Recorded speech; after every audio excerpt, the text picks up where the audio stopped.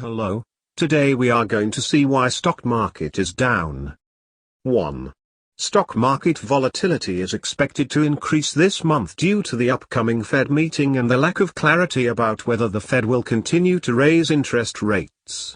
Volatility tends to rise in September, according to Bankrte's chief economist Richard Curtin. He says that investors should focus on the fundamentals of stocks rather than the short-term ups and downs. 2. Last week, the Dow dropped below 26,000 for the first time since February. On Friday, the index fell below 25,000 again, marking its lowest close since late March. The S&P 500 fell 1.8% while the Nasdaq declined 2.9%. All three major averages closed near their lows on Monday. 3. Investors were disappointed to learn that the Fed did not announce any additional easing measures at its July 31st meeting. In fact, many economists think the Fed will hold fire until December. That means markets will likely remain volatile until then. 4. At the same time, the Fed is scheduled to release its latest Beige Book report later this week. The report includes anecdotal information from regional Fed officials about economic conditions around the country. Many analysts believe that the report will show that the economy remains strong across the country. 5. According to data released by the Labor Department on Friday, jobless claims rose slightly in June, rising to 280,000, compared to 275,000 in May. Economists had expected claims to fall to 270,000. Jobless claims tend to rise in the second quarter as seasonal workers leave the workforce. Claims often fall after seasonal hiring ends, which is why they tend to rise in August. 6.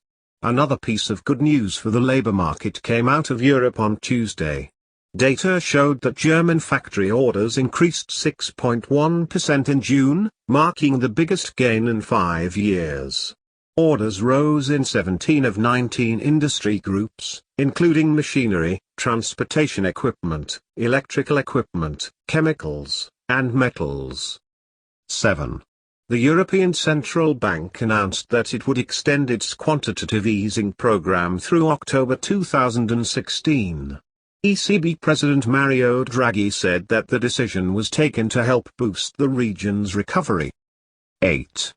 The Dow Jones Transportation Average, NDX, which tracks the performance of the largest airlines, finished the week down 4.5%. Delta Airlines, DAL, shares dropped 8.1% after the company reported weak results for the first half of its fiscal year.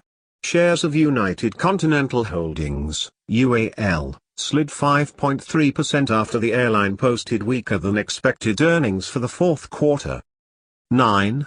Boeing Company, BA, shares tumbled 9.2% after the aerospace giant warned that it would miss its profit target for 2019. The company cited slowing demand for commercial airplanes in China. 10. Oil prices slipped on Monday following a weekend spike higher. Benchmark crude oil settled down 20 cents at $65.90 per barrel. Brent crude oil lost 29 cents to settle at $67.56 per barrel. Both benchmarks fell last week after OPEC and allies agreed to cut production by 1 million barrels per day starting in January. But the agreement has yet to take effect. 11. Gold prices fell 0.9% to $1,287.40 per ounce. Silver prices slipped 0.6% to $17.26 per ounce. Copper prices dipped 0.6% to finish at $2.79 per pound. 12. Treasuries yields rose over the past week. The yield on the 10-year Treasury note rose to 2.85%.